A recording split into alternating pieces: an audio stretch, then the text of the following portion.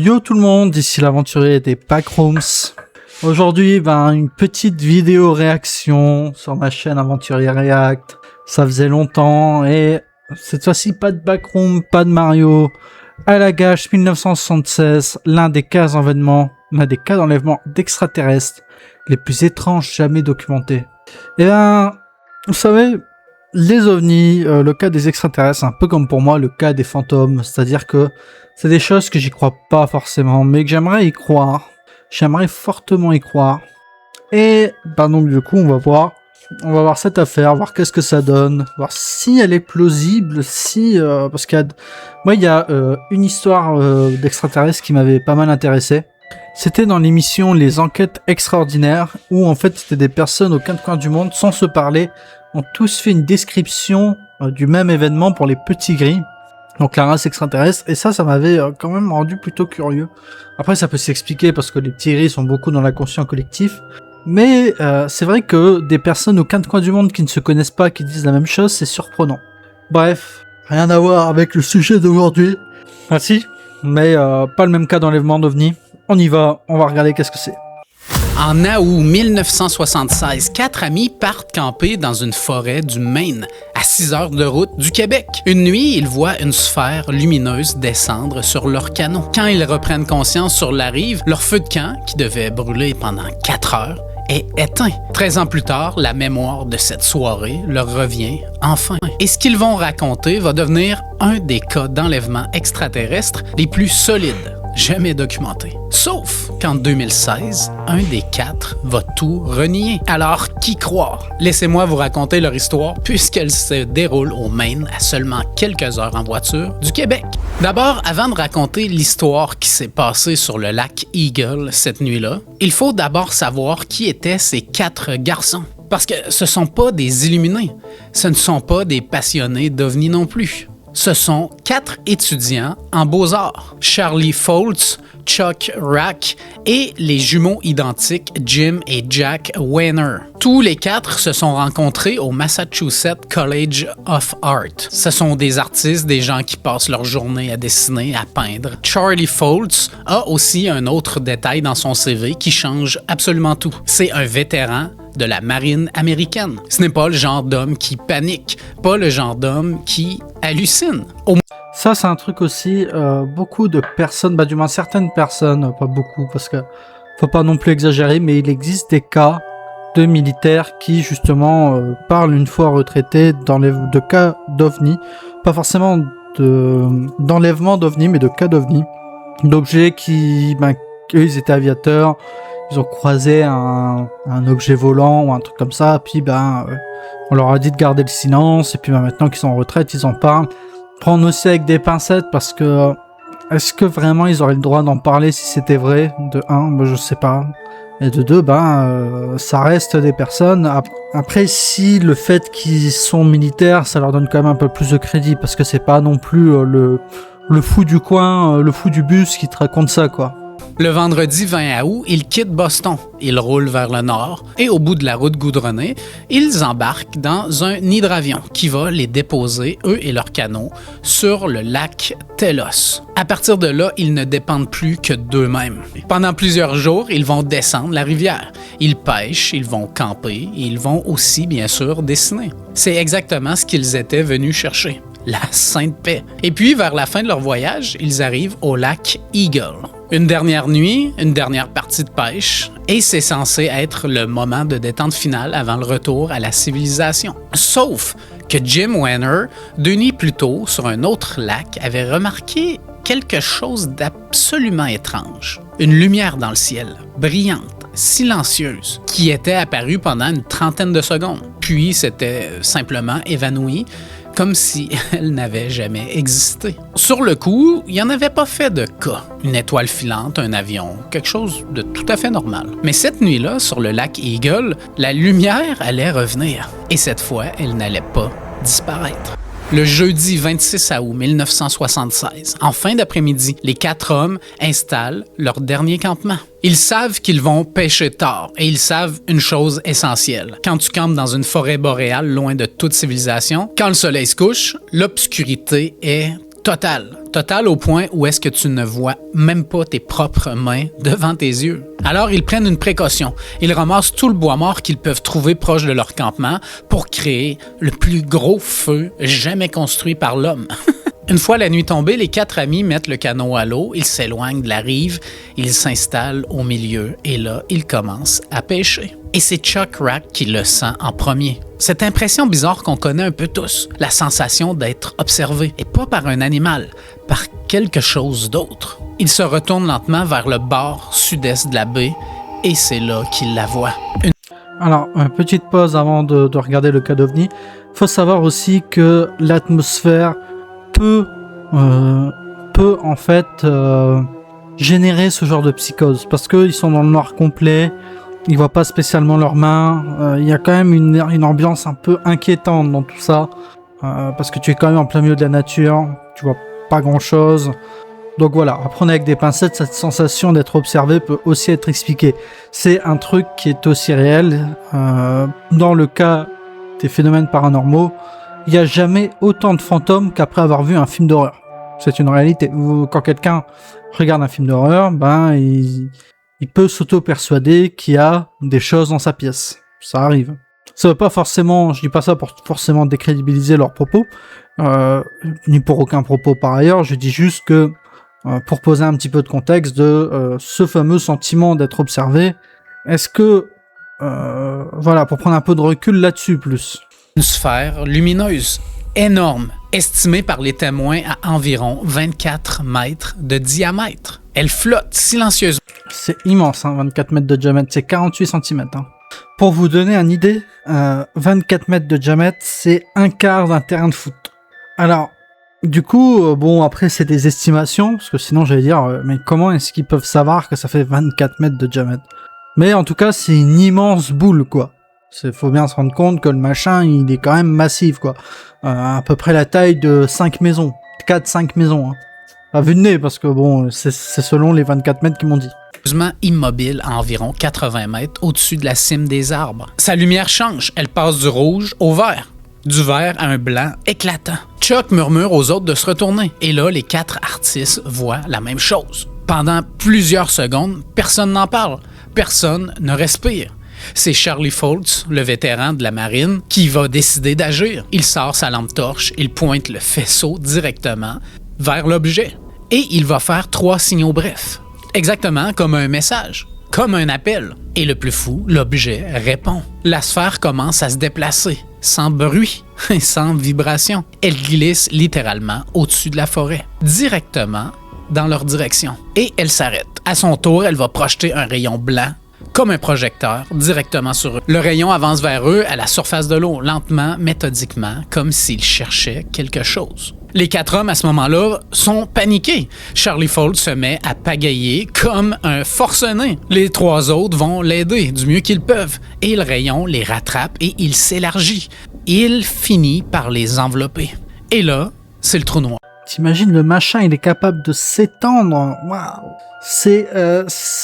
Alors bon, c'est des cas d'OVNI, donc à prendre avec des pincettes, mais la technologie qu'il faudrait avoir pour faire ça, c'est un truc de dingue, quand même.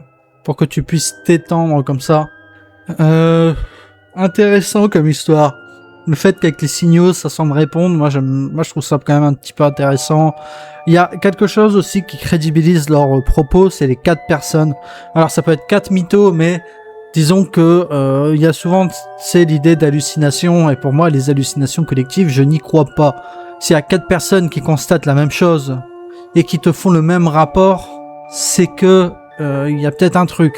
Cela dit, je n'y crois pas. Je précise, on est là dans une vidéo réaction à quelque chose qui pour moi est de la fiction. La chose suivante dont ils se souviennent consciemment, c'est qu'ils sont sur la plage, sur le bord de la rive. Le canot est échoué, l'objet s'éloigne dans le ciel. Et leur immense feu de camp, qui était censé brûler des heures, n'est plus qu'un tas de cendres froides. Ils n'ont aucune mémoire du temps qui vient de passer. Ils sont épuisés, confus, mais ils sont aussi 4 artistes adultes en pleine possession de leurs moyens. Petite question, parce que c'est vrai que je vous ai dit, le fait qu'il y a 4 personnes qui ont vu la même chose, ça peut crédibiliser le truc. Mais il y a aussi la possibilité qu'ils sont revenus, qu'ils ont dormi et que tout ça c'était un rêve, et que le Marine s'en a parlé et qu'eux ils ont fait ah bah oui, ça me dit quelque chose vaguement. C'est possible aussi. À voir. Qu'est-ce que, du coup, va être leur témoignage? Ils savent une chose. Quelque chose vient de se passer. Mais la seule envie qu'ils ont sur le moment, c'est d'aller se coucher. Il n'est pas question de manger, de discuter. Tous sont exténués. Juste avant de continuer, si tu aimes ce type d'histoire, je t'invite à t'abonner, laisser un like, un commentaire et peut-être d'utiliser la nouvelle fonction YouTube. Ouais, bon moment pour en parler. Le gars s'appelle Maxdom, juste ici. Maxdom, bon là il y a 2 chaînes, Maxdom et Maxdom Stream. Si vous voulez aller regarder parce que ça vous plaît ou quoi que ce soit, allez-y. Bien sûr, je vous mets la vidéo en description. Le lendemain matin, les 4 amis terminent leur voyage. Ils vont retourner à Boston. Ils reprennent leur vie d'étudiants en art tout à fait normalement. Et ils vont décider, sans en discuter vraiment, de ne pas en parler. Parce que, mettez-vous dans le contexte, à l'époque, en 70, 80, même 90, si tu racontes que tu as été enlevé par une lumière au-dessus de l'eau, on te prend pour un fou. Et bonne chance pour te trouver un emploi par la suite. Même encore aujourd'hui, tu passes pour un fou. Entre nous, peut-être moins qu'à l'époque, mais tu passes quand même pour un fou. Sauf que leurs corps, eux, ne réussiront pas à oublier. Au cours des mois et des années qui vont suivre, les hommes commencent à développer des symptômes étranges. Et c'est surtout Jim Weiner qui est touché. Il commence à faire des cauchemars. Des cauchemars terriblement précis. Toujours les mêmes images. Des êtres minces, gris, avec d'énormes yeux noirs. Des mains à 4 doigts. Une lumière clinique. Des tables d'examen. Il se réveille en sueur, paralysé, et il y a toujours la sensation viscérale que quelqu'un ou quelque chose est dans sa chambre, penché au-dessus de lui. Alors c'est effectivement très effrayant, et il y a un truc qui est très intéressant dans cette histoire, c'est le cas des rêves. Alors aujourd'hui on sait pas trop pourquoi les rêves fonctionnent comme ils fonctionnent, mais on sait que c'est peut-être une façon de vivre un traumatisme, du moins de passer à travers un traumatisme. Ça peut être ça. Au début, il va penser qu'il devient fou. Et là, il va commencer à en parler à son frère jumeau.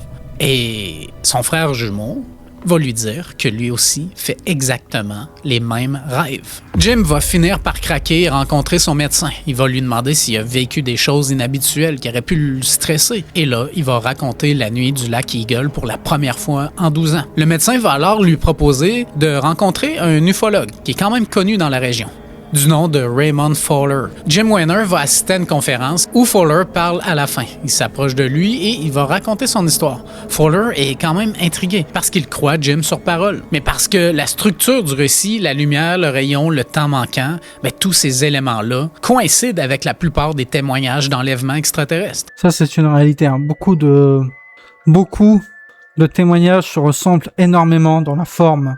Et dans la forme, ouais, après le fond, je sais pas. Mais comme j'ai dit tout à l'heure, ça peut être aussi le fait que les petits gris sont dans notre imaginaire collectif maintenant. Je veux dire, tu le vois dans les films de science-fiction, tu les vois dans beaucoup de trucs, donc ça peut être ça aussi. Va lui proposer, bien sûr, une séance d'hypnose. Et pas seulement à lui, aux 4 hommes qui étaient présents ce soir-là, sans qu'ils puissent communiquer entre eux et de voir si leurs souvenirs cachés vont finalement concorder. Les 4 vont accepter. L'hypnotiseur s'appelle Anthony Constantino. C'est un professionnel, il a déjà collaboré avec Fowler auparavant sur d'autres cas. 4 hommes vont être rencontrés dans des pièces différentes et pourtant, leurs récits vont s'emboîter avec des précisions assez dérangeantes. Tous les 4 décrivent le même tunnel, sombre, tourbillonnant, rempli de particules brillantes, en suspension, comme de la poussière d'étoiles. Tous les 4 décrivent la même destination au bout du tunnel. Une grande salle clinique, des tables d'examen en métal, des machines qu'ils ne reconnaissent pas du tout. Ça, c'est très impressionnant parce que même si tu fais un récit monté sur pièce, si les éléments concordent aussi bien, c'est quand même impressionnant. Parce que forcément, tu les prends un par un, tu vas peut-être avoir une anomalie ou 2 dans le récit. Si tous, ils ont vraiment sorti le même récit, c'est balèze. Des couloirs qui semblent infinis. Tous les 4 vont décrire les mêmes êtres. Des petits gris, maigres, des têtes disproportionnées, 2 yeux noirs immenses, sans paupières, des mains à 4 doigts, presque insectoïdes. Et surtout, et c'est le détail que les artistes ont tous repris dans leurs dessins après les événements. Ces êtres ne communiquaient pas par la parole, ils communiquaient mentalement. Et tous les 4 vont aussi dire un autre détail assez intéressant. Semblaient surtout intéressés par les frères jumeaux. Quelque chose les fascinait. Et au final, Anthony Constantino va déclarer publiquement que c'était l'une des expériences les plus intenses qu'il avait jamais fait en tant que hypnologue. Hypnotiseur, je veux dire. Et Ray Fowler décide d'aller un peu plus loin. Il veut pas s'arrêter là. Il va tous leur faire passer des tests pour voir s'ils sont sains d'esprit. Et au final, ça va s'avérer le cas. Personne dans la gang est fou. Pendant plusieurs années, ils vont maintenir leur version sans dévier, sans contradiction, sans demander d'argent à personne. Jusqu'en 2016. 40 ans après les événements, en 2016, un des 4 hommes décide de tout démentir. Malheureusement. Mais voyons ce qu'il a dit. Chuck Rack, le premier qui avait vu la sphère cette nuit-là sur le lac. C'est le premier témoin. Il accorde une entrevue à un journal local du Maine, The County, et il va déclarer publiquement que toute l'histoire d'enlèvement, tous les détails sortis sous hypnose, tout ça, ce sont des inventions. Il avoue qu'il a soutenu la version pendant des années pour une raison très simple. Il la formule assez simplement, mot pour faire de l'argent. Pour le grand public et pour nous tous, c'est un coup de massue. Alors, ça, du coup, le fait que t'en aies un qui dément quand même, ça joue quand même très en faveur du fait que ce soit des conneries. D'autant plus qu'il donnerait, soi-disant, la raison. Après, ce qu'il a, quoique 40 ans après, je pense pas qu'il aurait menti. Parce que, ça devenait trop dur médiatiquement. Donc, du coup, j'ai tendance à croire que, en effet, après, c'est quand même chaud, hein. T'imagines sur hypnose, ne pas sortir d'incohérences. Est-ce que c'était des personnes qui ont négligé les incohérences sorties lors du récit parce que ça va dans le sens de leur croyance? Tu seras pas, quoi. Pièce maîtresse des sceptiques, la preuve que finalement tout ça n'était qu'un canular, bien construit. Sauf que quand on lit les détails de ce qu'il dit réellement, l'histoire est un peu plus complexe que ça. Parce que Chuck Rack ne nie pas tout. Il confirme toujours qu'ils ont vu un ovni cette nuit-là. Il confirme qu'ils ont vu une sphère lumineuse au-dessus du lac. Il confirme qu'ils ont vu un autre objet étrange 2 nuits plus tôt. Ce qu'il nie spécifiquement, c'est la partie enlèvement. La partie où il y a eu l'hypnose. Donc au final, cette histoire-là reste assez intéressante. Les 3 autres, Jim Wenner, Jack Wenner et Charlie Foltz, ont toujours maintenu leur version. Aujourd'hui encore, ils la maintiennent en public. Le fait qu'il a vu l'OVNI, c'est quand même impressionnant, mais ça l'est moins parce que en fait, des trucs bizarres dans le ciel, il y en a plein. Et puis, moi, je pense peut-être que, tu sais, c'est en plein milieu de la nuit, t'es fatigué, peut-être qu'ils sont rentrés, puis ils ont dormi, puis après, ils se sont dit, vous avez pas eu l'impression qu'il y avait un truc? Et puis, ils se sont peut-être dit, oui. Après, voilà, c'est quand même très mystérieux et je pense que dans ce cas-là, ça dépendra surtout de votre croyance, si vous y croyez ou pas. En tout cas, dites-moi ça en commentaire. Moi, à titre personnel, je n'y crois pas, mais je respecte si vous y croyez. C'était l'aventurier. Bye.